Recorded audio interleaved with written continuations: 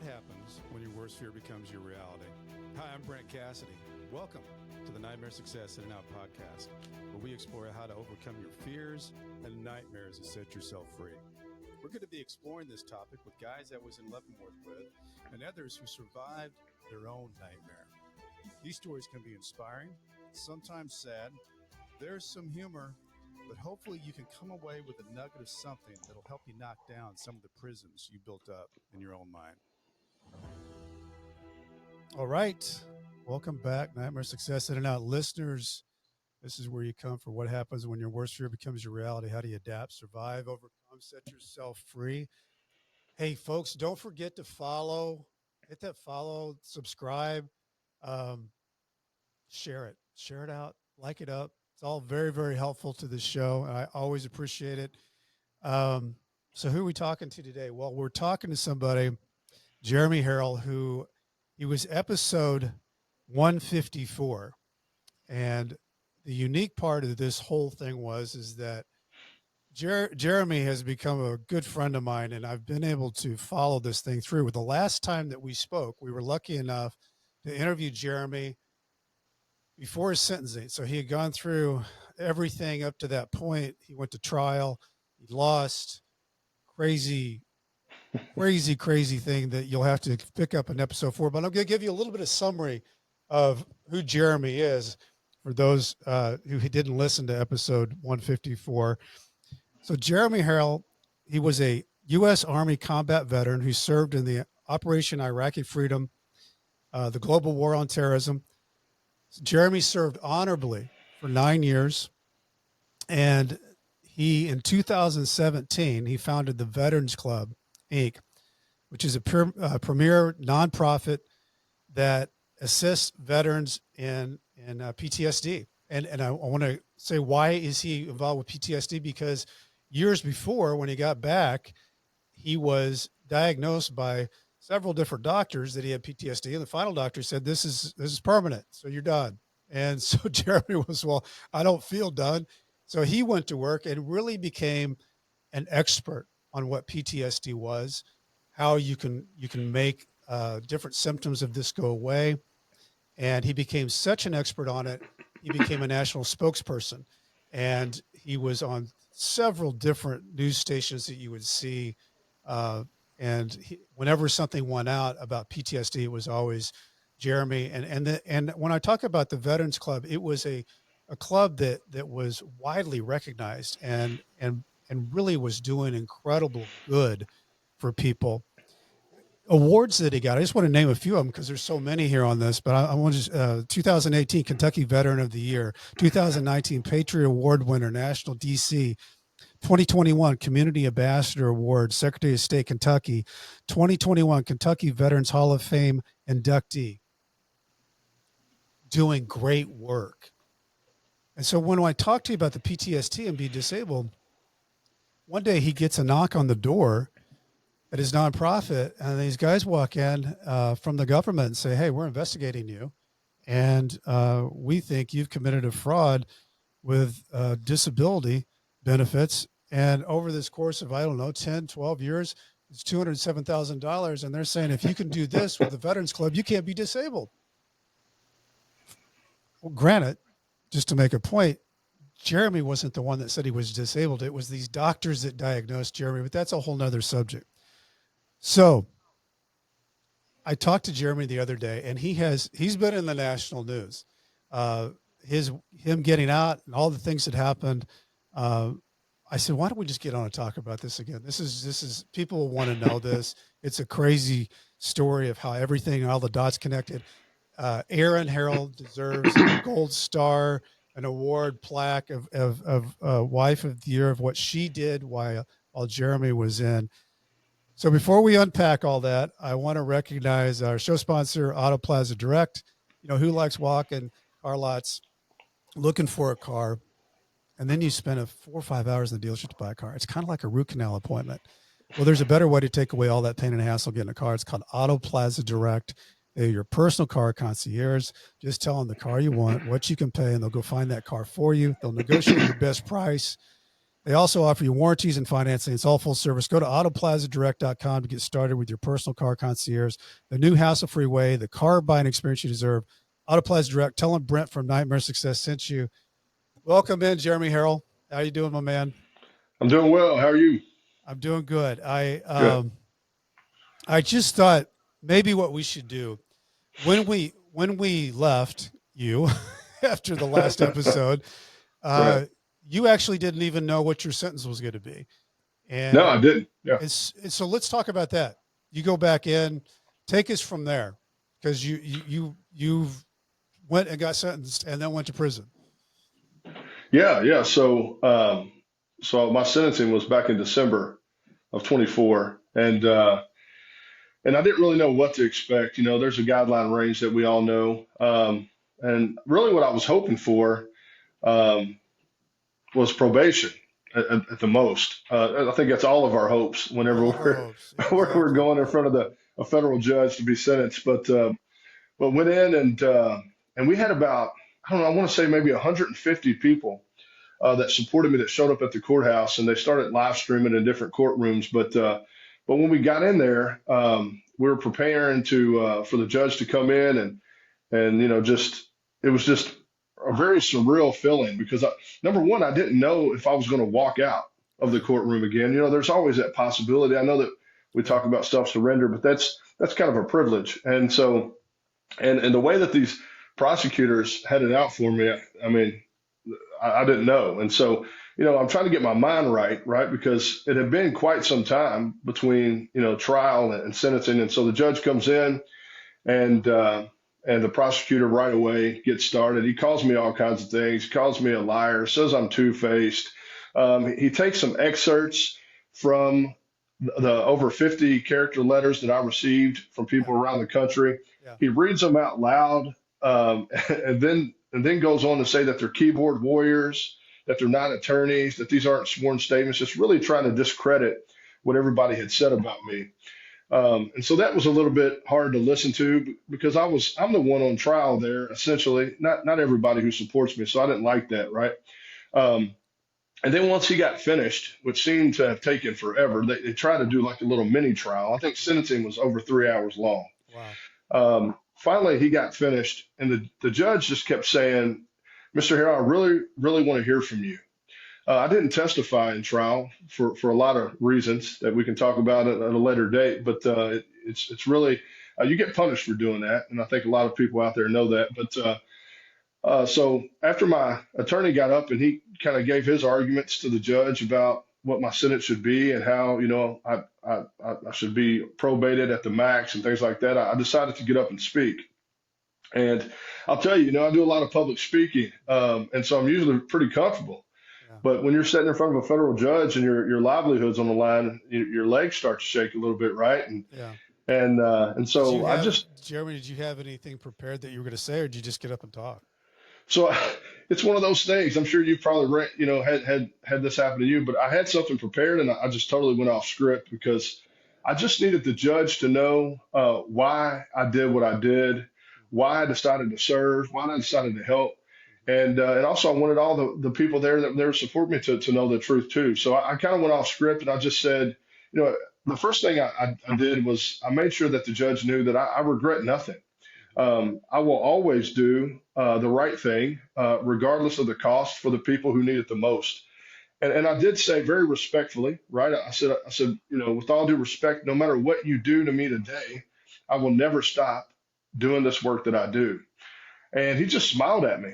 And so I went through this whole spiel of why I did what I did. And it wasn't about money because I didn't make any, I didn't take any, right? Right. It was just about I had the time and the opportunity to help people who were suffering the way I was. That's basically what it boiled down to. And after I was And finished, Jeremy, there was proof all around that that's exactly what you did. I mean, you had yeah, supporters all around. There was never any complaint that what you did at the Veterans Club wasn't something that was heartfelt, that was working, that people were feeling better. And you had become an expert in this field. I mean, you had dedicated your life to it. That's the thing. I mean, that nobody can argue about that. That what you were doing, the community knew that you were doing good things, and that's why I think it shocked so many people, and it became such a big story. Is wait Right. a minute, how does this happen to him? How does this happen to him? Because that scares people. Like, well, hell, that could happen to me if that happened to him. Because Jeremy's a good guy. What happened?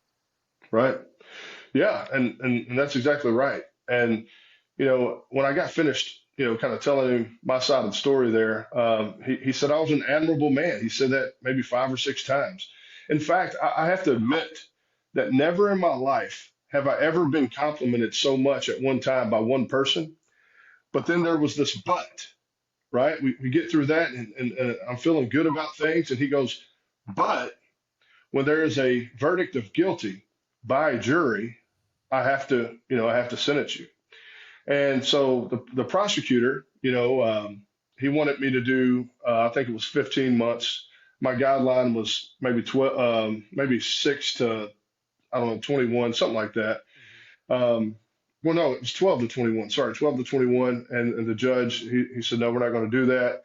He said, we're going to do this split sentence, 6 months of prison with the Bureau of Prisons, and then 6 months on home confinement, and then 1 year of supervised release. And of course, forfeiture and the restitution, they want they want the money, and all that's involved, which doesn't get as much credit, in my opinion, as the prison time, but that's also very punitive, and it's long lasting, right? Right. And it not only do they sentence you to prison and interrupt your life, but they bankrupt you in the process. Right. So I think that's something that needs to be talked about more. But uh, after he did that, we're essentially finished. And I'll never forget that the U.S. Marshal, who happened to be the U.S. Marshal in the courtroom, who happened to be a member of Veterans Club as a first responder, but also he's an Army veteran. He comes up to me. I'm still standing at this podium, and he comes up and he shakes my hand. He says, "Jeremy, you have to keep going." And I said, "Well, they're making it pretty hard for me. Look where I stand today, right?" And he said, "But you're the guy. You're the guy, man, to keep it going." And so I really thought in that moment that was kind of a nod from God, right? That says, "Hey, no, just stay the course. That all this will pass." But it was a very emotional time, obviously, and so we left sentencing. I got 45 days until I had to surrender. We all agreed on that. Although the prosecutor did his best to try to get me remanded that day. And of course, my attorney said, you want to remand the same guy that you allowed to fly to Florida because he helped with Hurricane Milton and Hurricane Helene, and now all of a sudden, you want him to go to jail. It was just their overreach. I just, for some reason, and I may never know the reason. I'm sure there's a lot of other people like me. I'll never know why they aggressively pursued me, and they still are. I mean, here we're 7 months outside of sentencing. They're still trying to put liens on my house. They're still trying to freeze my bank accounts. I mean, they're just ruthless. It's the most venomous scenario that I've ever seen. And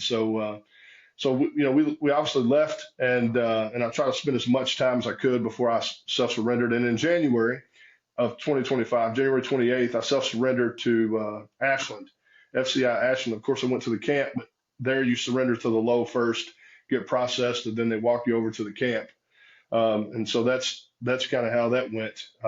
The funny thing about that was nothing funny. I mean, strange or odd, that everybody who's got a camp and it's either a low or a medium there, they process everybody through at the same place. And, in the back of your mind is, I hope that they got this right.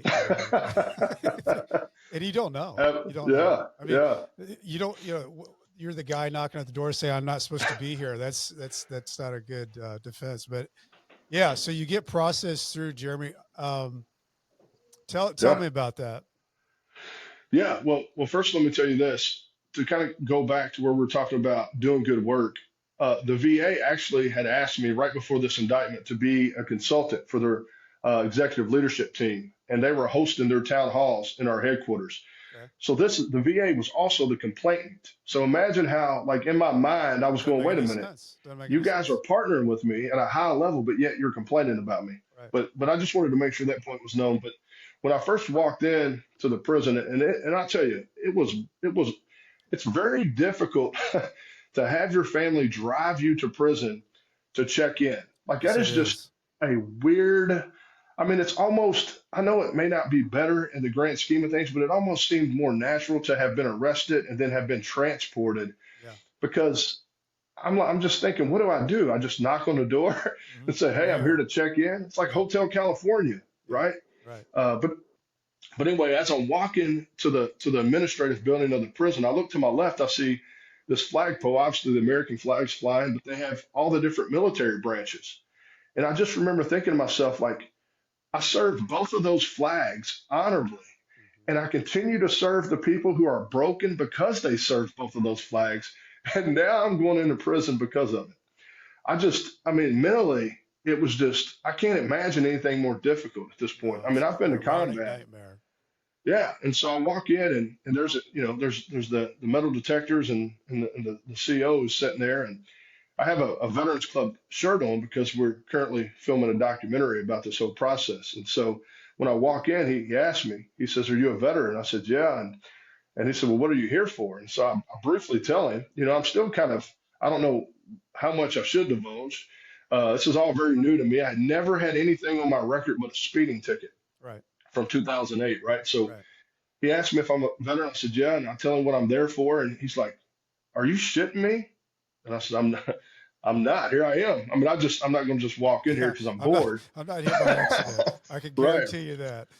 Yeah. And so we go through the metal detectors, and we're trying to get to the R&D, the receiving and discharge unit. And as we're going through these doors, obviously I'm thinking, wow, man, you just hear the doors shutting. And again, it's not typical of a camp, but I'm at a low, and I don't know really what to expect. Hmm. So they're shutting, and then some of these COs are coming around the corner. Well, it just so happens that a lot of these federal COs are veterans or they're in the National Guard. Hmm. They come around the corner, they see my shirt, and they go, "Oh, I have some of those shirts."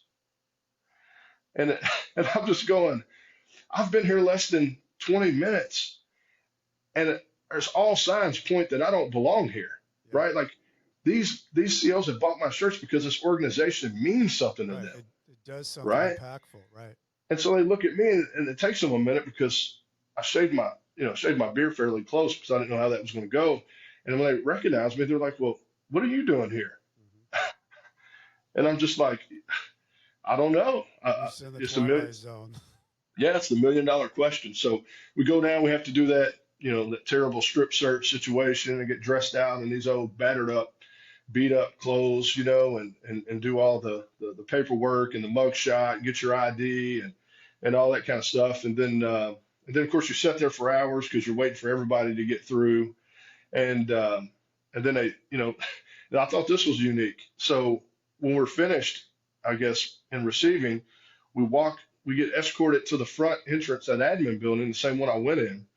And the counselor from the camp says, hey, you all just walk over, and I'll meet you over there. Hmm. I'm going, what? Like walk, right? Because it's not very far. It's like right beside the Yeah. low. And he's like, yeah, just walk. And so some of the guys coming from higher security, they're like, what do you mean walk? Like without cuffs? And he's like, yeah, just walk over. So I thought that was, I'm like, we're just literally walking in the community. Right. We're crossing roads. There's 3 schools right near the prison, and I'm going, this is bizarre. Is this a setup? But Yeah. we walk over to the to the camp, and then go into the camp, and of course, security's a little bit, it's a little bit less secure. And then they have someone there waiting for us. It's another inmate that they kind of call the mayor, Hmm. who comes up and kind of introduces himself and kind of takes us around, gives us a tour of the compound, and then takes us to our unit. And I just remember going into the unit, and everybody stares at you, right?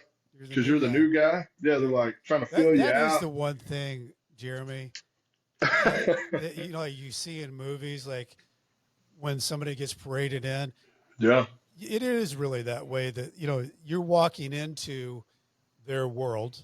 Now yeah, you're the new guy. And so they really are checking you out. What's he like? Is he going to right. be cool? Is he going to be somebody I hang out with? Whatever it is, or do I know him? Have I seen him on TV? All those different things happen right then, right there. Yeah, Yeah. yeah. So we got this green jumpsuit on. You first get a jumpsuit, and so everybody knows that's you stick out. Everybody knows you got these what we That's the call new jack. guy outfit. Yeah, Yeah. that's right. That's the first 24 or 48 Yeah. hours, right? And then you got the Jackie Chan shoes. Hmm. is what we call them. They're like little slip-on shoes, Real and we're ugly. walking. Yeah, they're No, terrible. no shoelaces. Just None slip at on. all. Yeah. Yeah. So we walk through. I finally get to my cell unit, whatever you want to call it, and and then all of a sudden I just remembered, or I just acknowledged like a lot of guys coming over handing me things, right? Because they, contrary to popular belief, they didn't have things ready for me. Like Right. they didn't give me the things I needed once I got there. And No. so it was the other inmates who come with, hey, here's a brand new bar of soap, here's a brand new toothbrush, toothpaste, deodorant, socks, some clothing items, some sweats, things like that to kind of get you going. And I'll never forget how that made me feel because there's a lot of people out there, and I was guilty of this, right? Who just thinks that everybody in prison are a bunch of people who deserve to be there, that they're bad people, right? In reality, I learned very quickly that that wasn't the case. In fact, now don't get me wrong, there are certain people there that are that, but just like in As in society, everywhere. Right. right? But the generosity Yeah. of people, like these people have nothing, right? And I've been in rooms full of millionaires who wouldn't give you $1 Yeah. to get you something to drink, and now I'm here with these inmates who have nothing, Right. and they're giving me what they have, and I'll just never forget that. And I thought, man, right away I thought we got it all wrong here. But I'm trying to get settled in, trying to make the bunk up. I guess that's what you want to call it. Very, very small, very uncomfortable. Um, and I just remember laying down for the first night, after the 9 o'clock count, and just looking up and going, how did I get here? Yeah. Right? How did helping thousands of veterans Yeah. stay alive in their darkest moments where they wanted to take their lives, Yeah. or the ones that were leaving their families because they couldn't handle the family life and couldn't, didn't have a place to live. We got them a place. How did all this turn into a federal prison sentence? Right. You dedicated your life to it. My whole life, man. And I never, and they did a forensic, and I think this is important because I later found out that some of the jurors uh, come back with a guilty verdict because they thought I took money from the organization. Never. They did a forensic audit, never found a single dime that Right. I got from the organization, but yet still I go to prison, and yet still they have this restitution. But yeah, it took me a good probably 3 or 4 days just to get over that. I was angry. I was just frustrated. Like, and what good is this going to do to have me in here?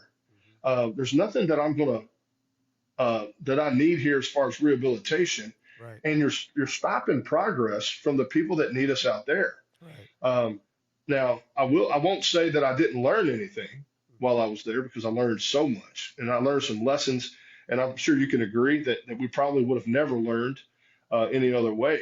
And What do you think? What do you think are some of the things? I mean, obviously, you spoke about one of them, just the yeah, generosity of welcoming someone in, giving you stuff when you don't have anything. That was a huge surprise to me. What were some other things that changed your perspective, Jeremy?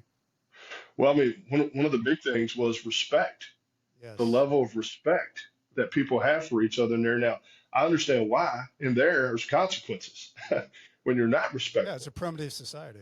Yeah, and it doesn't matter your socioeconomic background. I mean, I met gang members, right, who were respectful, and so there's this false thought that these people are just wild and dysfunctional and they have no morals or no code, I guess, of Right. conduct. And while there were a few of those, for the most part, everybody had mutual respect. It doesn't matter what race you were, where you come from, what you did, how long you're going to be there. Everybody was respectful, and I just thought, man, if we could take a note from this and apply it in society, we'd have much less violence, right? Exactly. Right. And so I did acknowledge that very quickly. Also, that my relationship with God improved and increased, and I recognized that suffering well, there's an art to that, right? And that we do have the ability to suffer well, to take the hand that we've been dealt and to use it for good, right? And it's not like that was a foreign concept to me, but I never really had to put it in practice in such a profound way as I did there. But man, there were men there that I mentored that gave their life to Christ. I led Bible studies. I taught Sunday service until we got a chaplain. We didn't have a chaplain for a while. But throughout all that, I learned also that there's a lot more to these men's stories. Oh yeah. Yes, they may have absolutely made a mistake, and yes, they have to pay for that. We all can agree with that.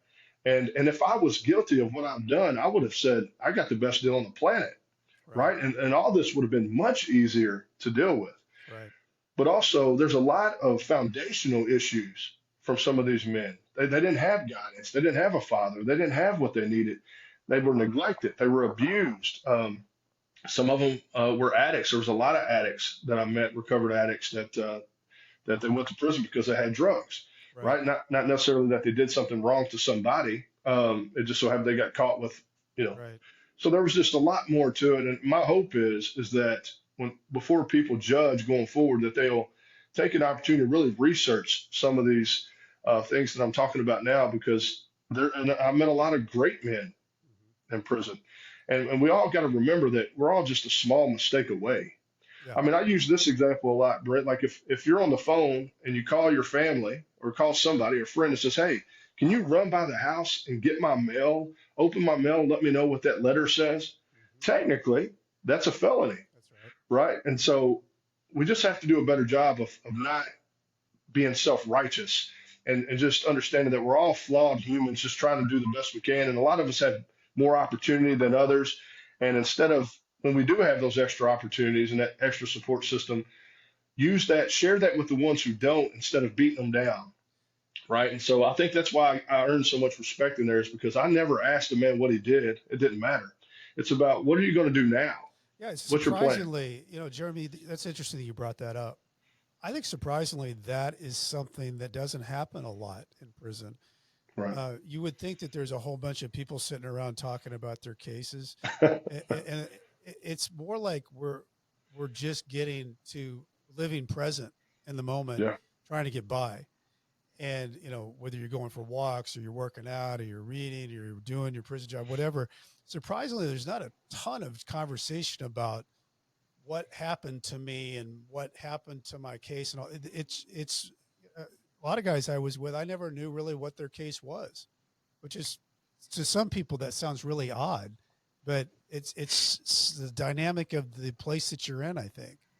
Yeah. Yeah. I think that, I think all we're trying to do in that moment is because we're all Survive. suffering, yeah, survive, but also to try to find some sense of normalcy. I Exactly. mean, especially the guys that's been down for 20, 30 years, Yeah.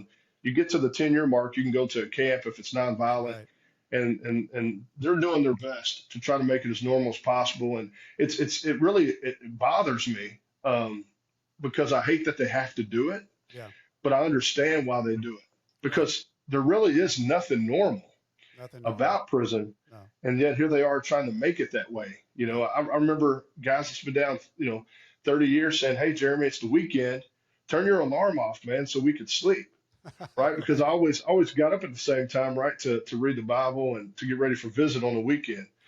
Well, to them, it was the weekend, Right. right? And they worked unicorn jobs or something throughout the week. And so they really looked at it was, this is our time to relax. Yeah. And in my mind, I'm going, nothing about this is like a weekend. It's like it's like a month of Mondays. It's a month of Mondays. That is so But funny that you say that, because I had yeah, a job. Fort Leavenworth was behind this huge campus of Leavenworth Prison. So Fort Leavenworth is a big, it's probably 25,000 people in that fort, and they have wow, a golf course, and that golf course is maintained by prisoners. And the last year and a half that I was there at Leavenworth, I got that job. There's only 4 guys that went over there every day at 6 o'clock. You came back at 3, and they gave us the opportunity about 6 months in to work in there, ask us if we would mind to work on the weekends. hmm. And I was like, yeah, because I mean, you're out of prison, or you're over at this golf course. And I worked 7 days a week, just because I loved being out there, on that place instead of being inside the prison. Now, there's a lot of guys that do it differently, but there's a lot of guys do their time differently, and that's another thing. You don't really mess with how people do their time. Right, I think the main thing, the real message, and I think you're saying this too, Jeremy, you don't want to lose yourself in prison. You want to continue to 100%. try to maintain who you are. You don't want that taken away from you. And that's, however you do that is whatever you do. Yeah, and that's what it was. They wanted some sense of identity, Yeah. and I get that. Yeah. And unfortunately for me, like I tried to get jobs, but They, because my they sentence didn't was want you short, because you were there. yeah, Yeah. 6 month sentence. Right. they're like, by the time we train you, We'll have to hire uh, somebody else. Right. yeah, and it's so bizarre when you get there, right? Because they tell you that everybody has to have a job, Right. and so I remember asking the counselor, saying, so where's the postings Yeah. for these jobs? He goes, what postings? There's no postings. And I said, well, okay, so we have to get a job, but we don't know where the jobs are. He goes, what you do is you walk around and you ask Right. people That's what who's I said too. hiring. And I'm like, what? It's And the he goes, BOP way. yeah. And so I couldn't. So eventually I had to come back. And I'm like, I can't find anything. I went to Unicor, I'm too short. I went to the Garden, I'm too short. I went like, there's nobody wants to invest. Yeah. And he goes, well, no, there's something. And I said, okay, what's that? He's like, I'll make you a compound orderly. Okay. And I said, okay, what's that mean? So for folks that don't know what an orderly is, it's They basically clean a fancy stuff. term for a janitor, Right. right? And I said, okay, what's that mean? He said, well, if you see paper when you're walking on the compound, you just pick it up. And I said, okay, great. So I made $14.82 a month doing that. Uh-huh. And then, just in my mind, I'm going, oh, now the government's okay with me working. Funny how that works, because now I'm at a prison working. Right. But you're right. So if you don't have a certain amount of time, I think it's harder in the Yeah. sense You that, were in a yeah, unique position, Jeremy, very because boring. one of the yeah, very boring. And for me, one of the things to kill time was having a job that I could do. Like I worked in the food warehouse, and we did a lot. We Hmm. Yeah, fed 2,200 people a day. There's a lot of food, and there were forklifts and all kinds of pallets and all kinds of stuff that you were doing with inventory, and it kept you busy. Plus, we had the garden that they yeah, grew stuff, and then I had to count all that stuff out, and then we give it away to these nonprofits that would pull up, and you had to inventory all that. So that kind of kept me busy, but I would have gone absolutely Zulu nuts if I was in your position, and I wouldn't have any, that because you're exactly right. The reason why they won't take you is not because they don't want you, is they don't want to train you, and then right. they got to train somebody else in 5 or 6 months. Yeah, that's right. So then you go, okay, what am I going to do now? So essentially, I read a lot. I Right. read over 20 something books in just that short amount of time. I tried to Yeah. teach a class about how to start a nonprofit, but they wouldn't let me do that because they thought it was part of my case, right? They But thought, you know exactly how to do it. That's another thing that's yeah, crazy. yeah. And I'm like, well, there's some guys in here that have learned from their charges, and they want to set up a nonprofit so other young Sure. people don't, it didn't matter. They They were like, lost their no, brain. Right. we're not going to do that. So essentially, what ended up happening is I would go out to the picnic tables. I guess that's what they are, kind of Yeah. like these little octagon tables out in the yard, Yeah. and sit there, and guys would come up and talk to me. And as they got to know me, other guys would come up and talk to me. So I felt like I gave a lot of like free advice. I Yeah. gave a lot of like encouragement. I spent time in the Bible with a lot of men. So it wasn't wasteful, but and I think God absolutely did that on purpose. I really believe that in his sovereignty, because I am a man of faith, I believe that he set it up to where I can pour into these men and remind them who they are in him and not what they are according to the Department of Justice website, right? And so that was fruitful, and I like that. But man, I sure was getting to the point where it's like the hours, I'll never forget, the hours go so Like slow. molasses. Yeah. Oh, like an hour at home. I'm just like, what? Oh, it's already that time there. I'm going, man, we're not even close to 4 o'clock count yet. Right. So, but again, it was an opportunity though, for me to be introspective and to reset. And I just tried to make the best of it, the best that I could. And I had my moments, right? Because while I'm there, the financial litigation unit, the flu, Mm. Yeah. they're viciously Yes. coming after me for money and things. And we don't have a whole lot of that right now, if any. And so I get a phone call from my wife, or I don't get a phone call. I get an email, then I call her from my wife, and the financial prosecutor, because they have them too, gave gave me 3 days ordered by the judge to come up with $52,000. I'm in prison. He gave me 3 days to do it. And so initially I'm going, well, that's impossible. I can't do that. Well, the problem is they knew, because whether they want to admit it or not, historically, I'm a rule follower. So I'm going to do everything I can to be compliant. They also knew that my wife had the ability to make this happen on my behalf, which I feel like is unfair because they essentially treat her like a co-defendant. Right. She shouldn't even be considered in any of this, but that's not how that works either. And many of you all that watch this, that have been through this, know. Well, initially I'm like, I can't do that. I mean, there's nothing I can do here. I can't go to the bank. But my attorney was concerned that if I didn't do it, in the event I get on supervised release, that they would violate me and send me back. So here we are having to try to figure that out in 3 days. We do that. It was crazy. We ended up doing that, and yet that wasn't enough. So when it was time for me to be released, they come back and said, we know that the judge put a judgment in that Mr. Harrell would not have to pay any restitution until March 1st of 2028. But there's a small loophole that we're going to use that makes it due immediately. And because it's due immediately, if you don't have it, we're going to put liens on the house and we're going to freeze your bank accounts. That's a lot. Never once. That's just a lot to take in while you're in prison, because you feel right completely powerless when you're in custody. So we get 15 minutes at a time on the phone, right? So I'm trying to sort this out. I get off the phone. I have nobody there that I can run this by. I'm the guy who gives out the advice. I don't have anybody who can. So I feel you're right. It's the most helpless feeling I've ever felt on the planet. Here, my wife she's stressing out. She's in duress. My kids, as a man, right, whose sole job is to provide and protect. I can do neither. I mean, that was the worst part about prison for me. It's the worst feeling. Yeah. Yeah. But I can't do anything about anything. And that. Punishment. Yeah. Yeah. That's the real prison. It's what it does to your mind while you're there going, man, I'm supposed to be able to do these things. I'm supposed to be able to help with this. And here, right. So I don't understand the purpose of, and that's a different conversation, but I don't understand the purpose of camps because of that, because they let you go out and work in the community. But nonetheless, it was even though it was a short sentence, and I'm never going to pretend it was like a lot of people who do a lot of time, but it didn't feel short to me. No, at all. I think, Jeremy, I talked about this when we were talking on the phone after you got home.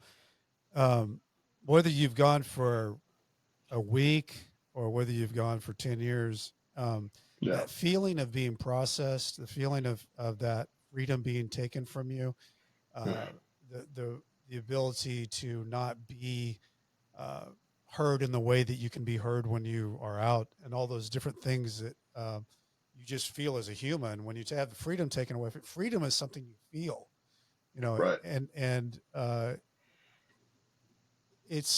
you were in for 6 months, but you got a full dose of it and heaped on. So there's no doubt about that. Yeah.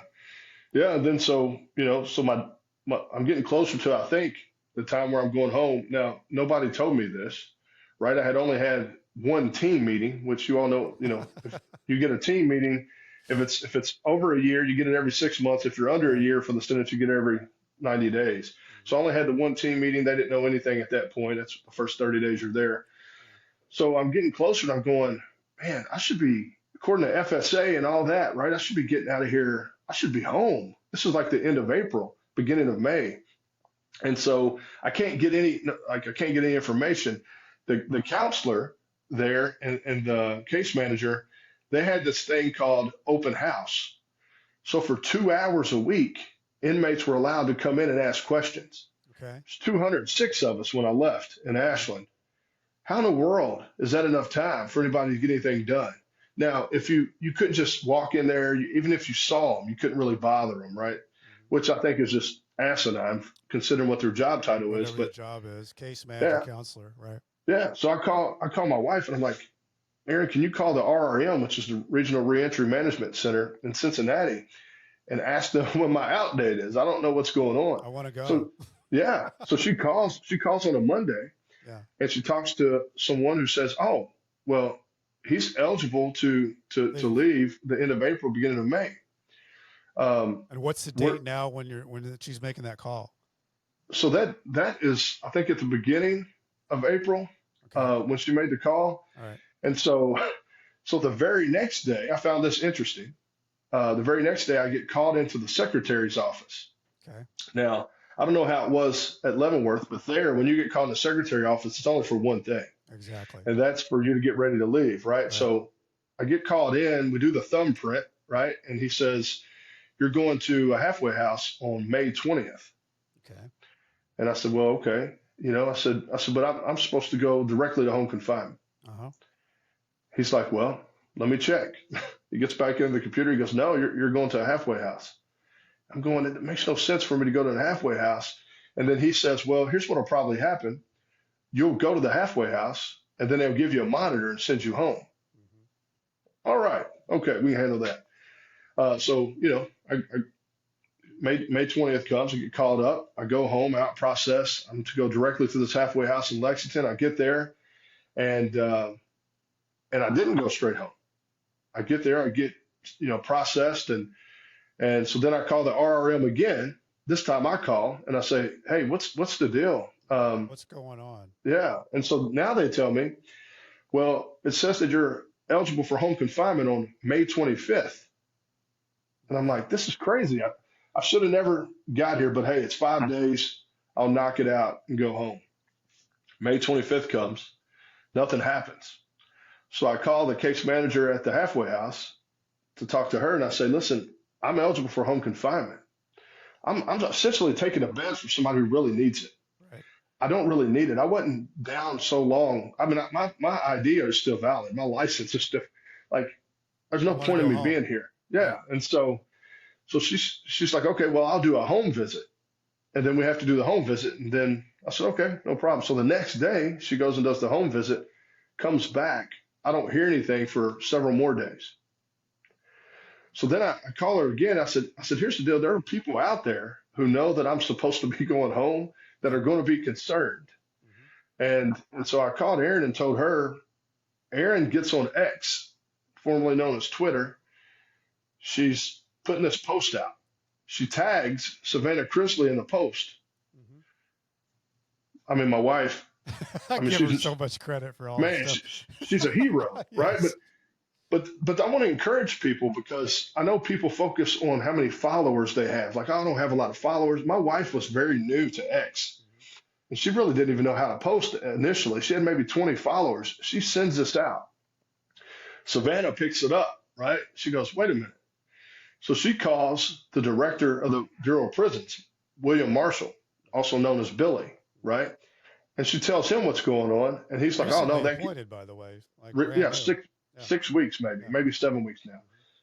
He's like, "No, this can't happen. Like, this ain't the way this works." So collectively, they get a hold of the halfway house and say, "Hey, he's going to leave today at by 3 p.m." And they get, "Well, there's a lot of paperwork that we have to do." No, there's no paperwork. The director says Mm-hmm. that he's leaving today, at 3 p.m. Now I'm lucky enough to have that happen. There's so many that fall through the cracks that don't have that, right? And it breaks Right. my heart. There's still people there right now that need to be home.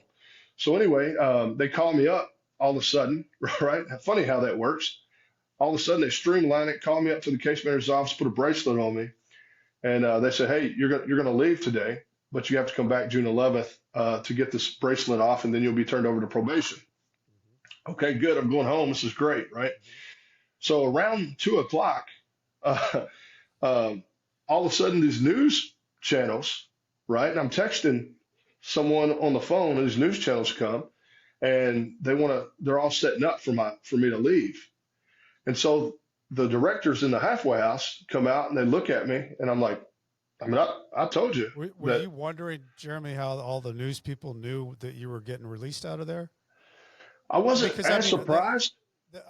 because I don't want to back up a little bit. Yeah, yeah, go ahead. You Sure. you have been a person who's been recognized in the media, and you've been on Yes. big shows and that. So I wouldn't think that it would be a gigantic surprise that this had been something they've been following. Maybe they heard that something was going on, but still, it had to be somewhat of a shock to see news people out there on the sidewalk.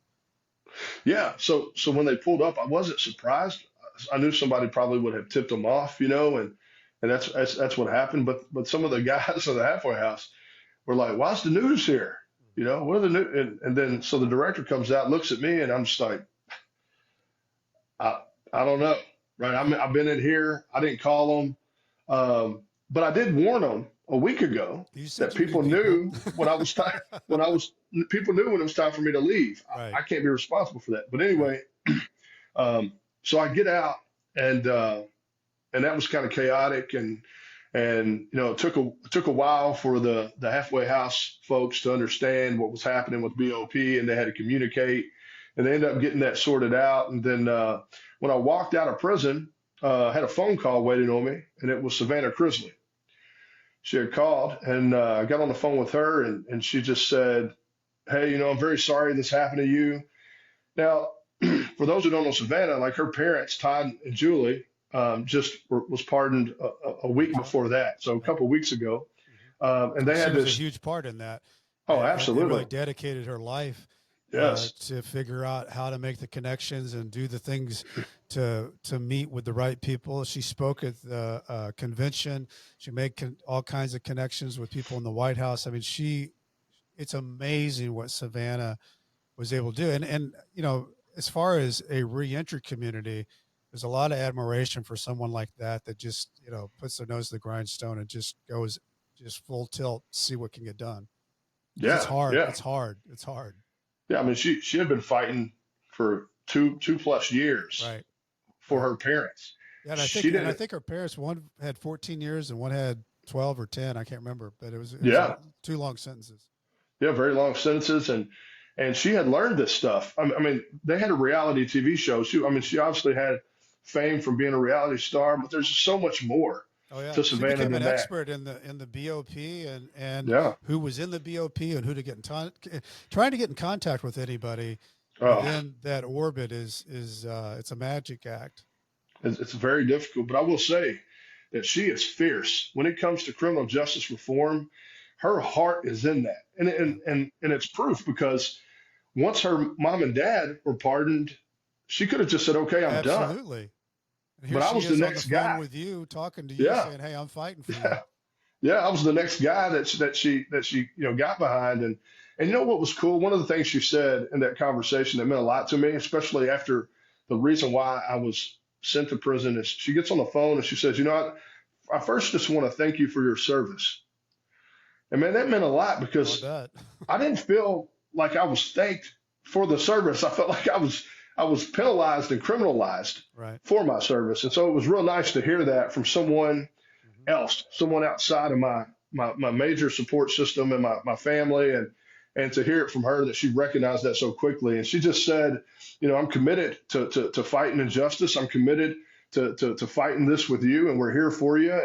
And man, it was 100% authentic. And I think sometimes people underestimate her because she's young, and she grew up on TV, and she's a pretty woman, and they just think that that's all that she is. She is much more than that. And I'll tell you, I wouldn't want to go toe to toe with her, but it's not just me, or it's not just her. It's not just the people who are who are well known. It's she stands for criminal justice as a whole. She doesn't want this to happen to anybody. Right. And I'm in communication with her.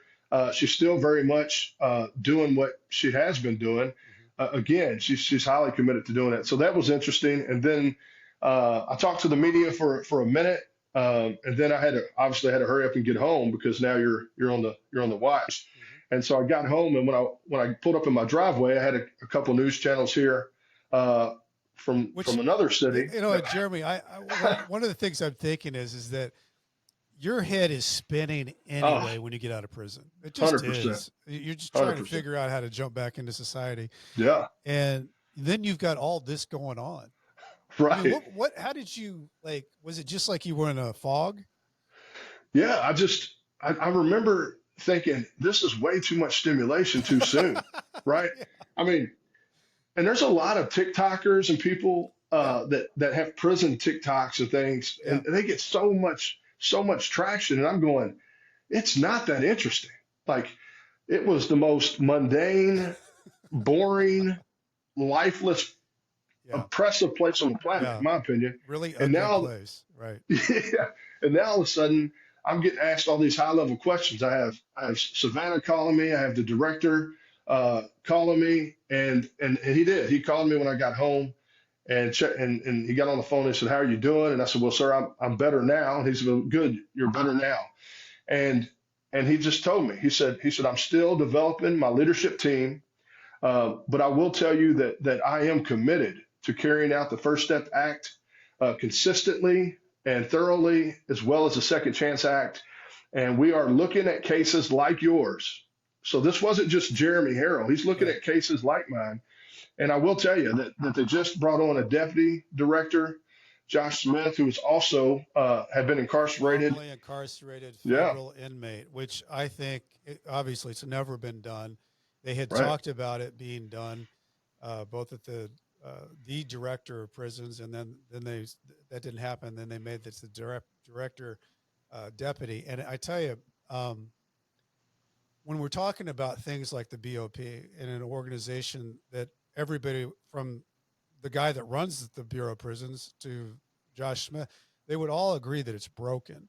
Oh, But 100%. doing things like this, like that have never been done before, and actually giving someone a seat at the table that has been in the system, those are the things that could change certain things, because it's just a different way to communicate about what's going on inside the walls of the prisons. Yeah, I mean it's unheard of. Number one, It's it's unheard unheard of. of for a director to call an active inmate Let's talk once about they that. leave. Yeah, Because I think everybody, anybody I've talked to, everybody's thought is what is Director Billy Marshall like?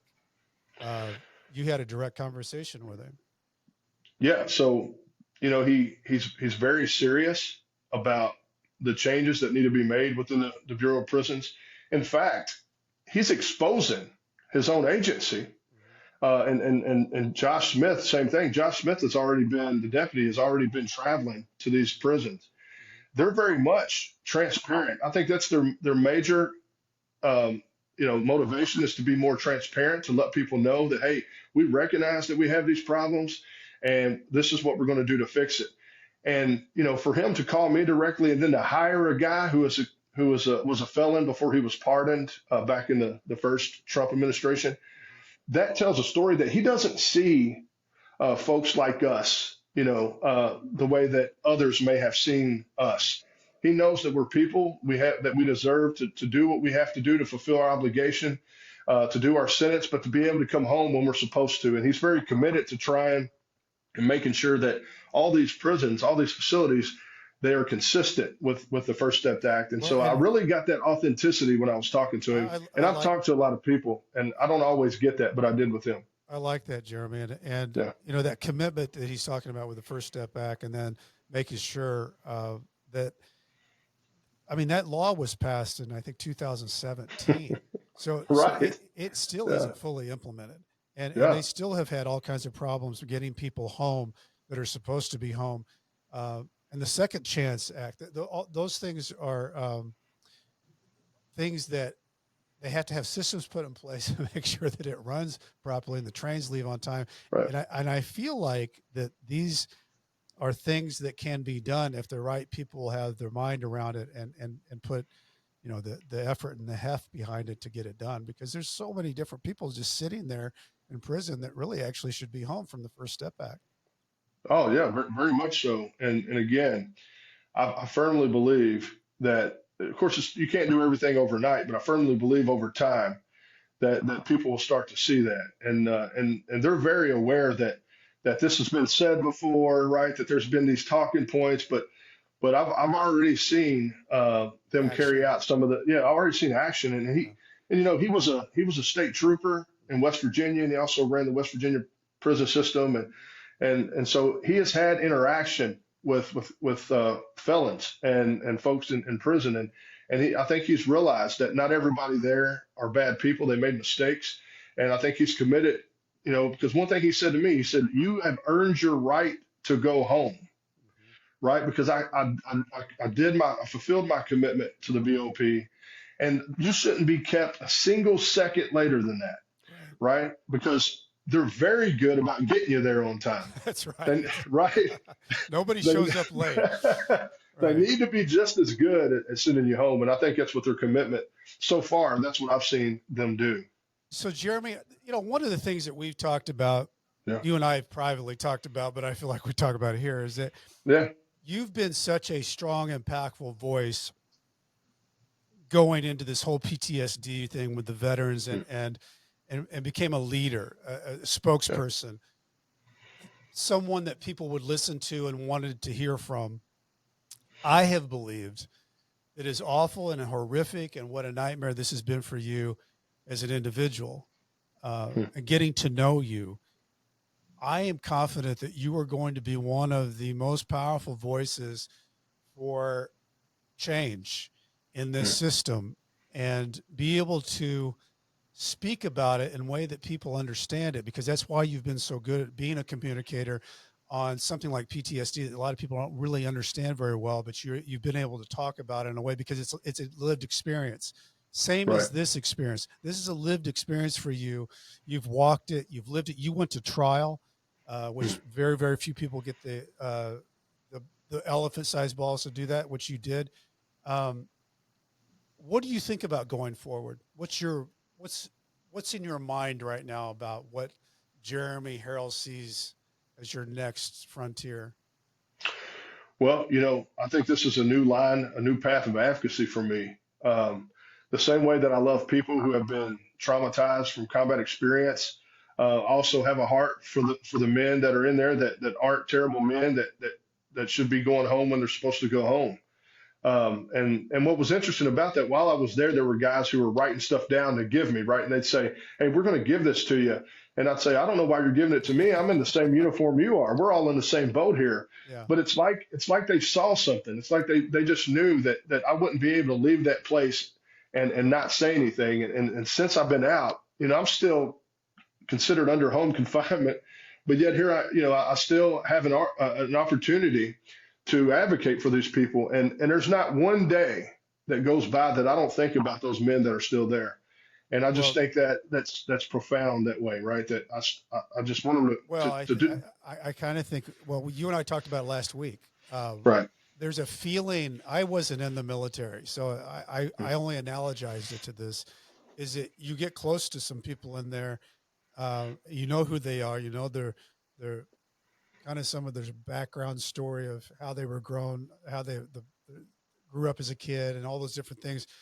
And it's like you're leaving them on the field and you're yeah, going and they're staying. And that does stick with you. It does. Yeah. yeah. Well, you know, spending time in prison, getting charged, committing a crime, making a mistake shouldn't be a life sentence. And right now, the prison time is kind of the easy part of it in a sense because you got the felony, you got the restitution that lasts forever, you got the stigma that's attached to it. That's not how it's supposed to work. You're supposed to, you pay your debt to society, and then you should be free and clear. And currently, I'm working with a dear friend of both of ours, who is on this federal expungement initiative, and I've been asked to come in on that and to help with that. But we just got to get out of the mindset that these people deserve a life of punishment. That's simply not the case. Sure, I'm not saying that we should condone bad behavior or we should break laws, but once someone pays the price for that, they should be able to go on with their life and be productive and spend time with their family and have another opportunity. And this Well, administration is yeah. an administration of second chances. I mean, And you look at. I agree I'm with that sorry. a lot. Yeah, No, go ahead, yeah. Jeremy. I didn't mean to interrupt you. Go ahead. No, I was just going to say, you look at Alice Marie Johnson, who's the pardon czar, Yes. spent a life sentence in prison. You look at the deputy director of the BOP. Mhm. This is an administration who gets it. President Donald Trump's real big on reform. I mean, he's been through it too, right? So this is an administration that cares, and I believe we're going to see some dramatic change from this group of leaders. So where you stand now, you've you've been in this whirlwind and you finally got home. Yeah. Uh, I asked you back on episode 154 what your biggest takeaway was. Do you do you as far as going through the prison part of it, Has any of that changed for you? I mean, as far as your takeaway through all the stuff that you've got to this point. No, I mean, I would just word it different. I like to say that we're all 100% successful at overcoming everything that we thought would kill us. Yeah, Right? When we reach these hardships and we're like, oh, this is going to be it. Like I'll never recover from this. yeah, And I'm still in the middle of it. I think it's important. I'm still being pursued and attacked, right? And I don't know what tomorrow is going to look like, but what I do know is that this prepares us. This makes us stronger, and it creates an opportunity for us to look outside ourselves and humble ourselves and realize that, hey, we don't have a monopoly over suffering, that there's a lot of people out there in the same boat we are. And there's people who've overcome it and went on to do great things. In fact, you have a lot of those folks on your show who have overcome this and went on to do great things.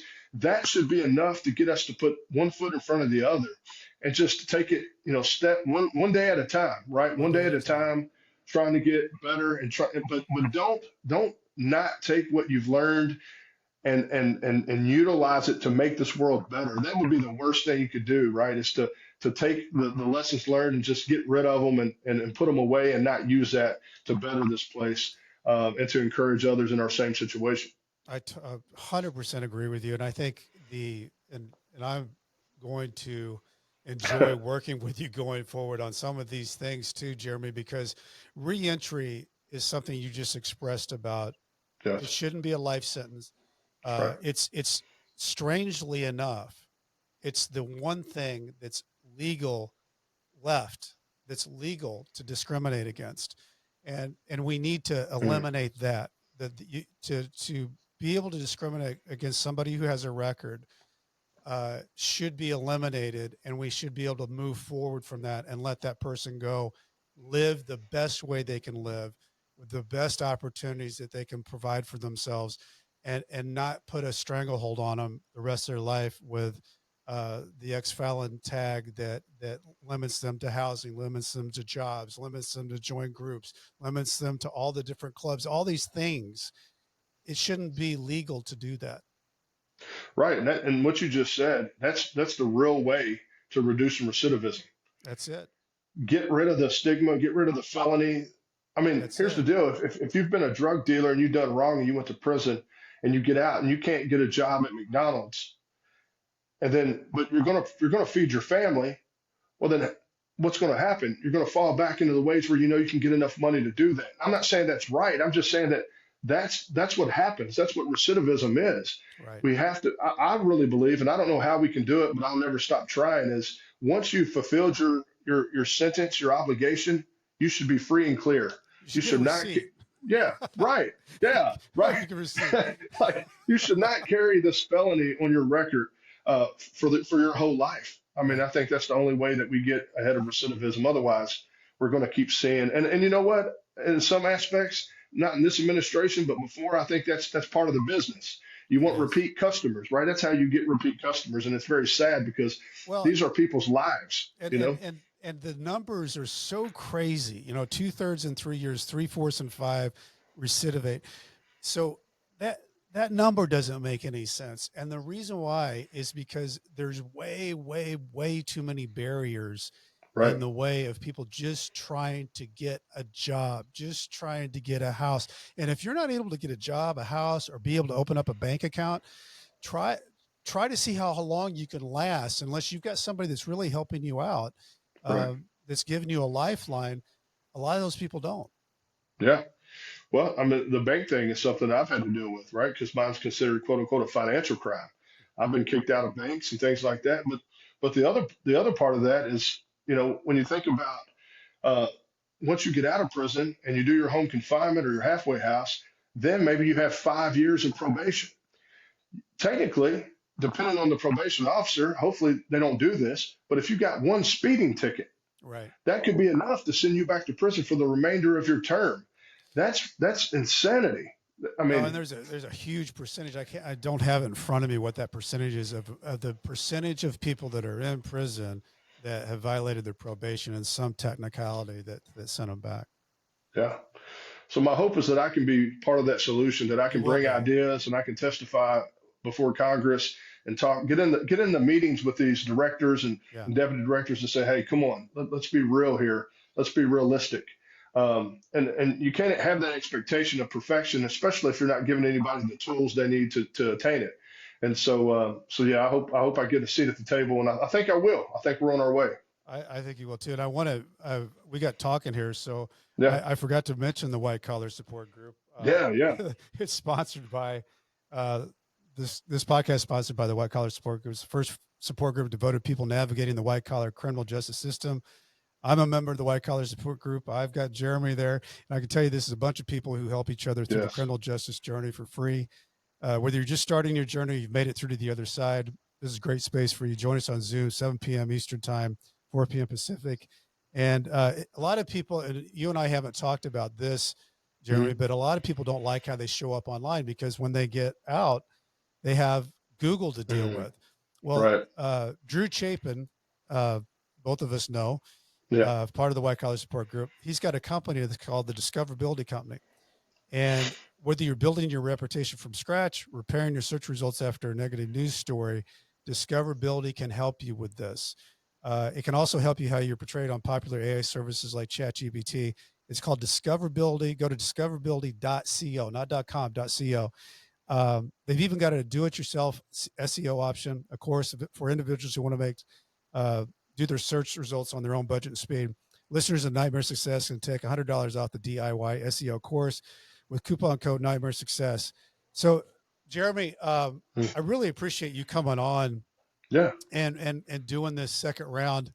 Uh, and maybe we'll be doing a third round once you get into the world where you're the Yeah. spokesperson that's going out there and making these uh, meeting in front of Congress and meeting with the directors and we start seeing these different changes going on. Yes, sir. Um, and you mentioned expungement. That's something that you and me and a bunch of other people are going to work on for the federal side, which there's a lot of work going on the state side on that. That's made some big progress. So hopefully we can make some work happen on the federal side, because that would make a big change. And Absolutely. pardon's a big deal, but expungement would be even bigger. Yes. 100%. Um, anything else, Jeremy, we left out? No, this was a good conversation. It's always good. I love coming here and talking with you. And you know, I'm just taking it day by day and seeing what comes next. Of course, we are actively seeking a pardon. I've been told I'm a top candidate for one. But that's a rare thing. So we'll see how it goes. But no matter what, whether I get it or whether I don't, I'm going to continue this effort. And at least people out there watching this that are justice impacted, just know that you have me on your team, that I got your back. And I come from a long line of culture in the military where when we say we got your six, we got your six. Uh-huh. So just know that you have somebody willing to fight for you. So if anybody has any questions, they can reach me. They can reach out to me, send me an email or something, and I'd love to chat with them. Well, I'm glad you got our six, because you're a good man, and I'm proud to know you, and I know you're going to do great things, Jeremy. Talking about grateful stuff, I want to thank Homestead Financial for all this podcast set up in here. If you got home mortgage needs, go to Greg Aftiev. He knows all of his stuff. If you're looking for a book out there, you need to find one out there to read to kill your time. I've got one, Nightmare Success. Go to Amazon, Barnes and Noble. If you want to know anything more about what I've got going on, go to brentcassidy.com. I spell it wrong. I spell it with a TY, not a DY.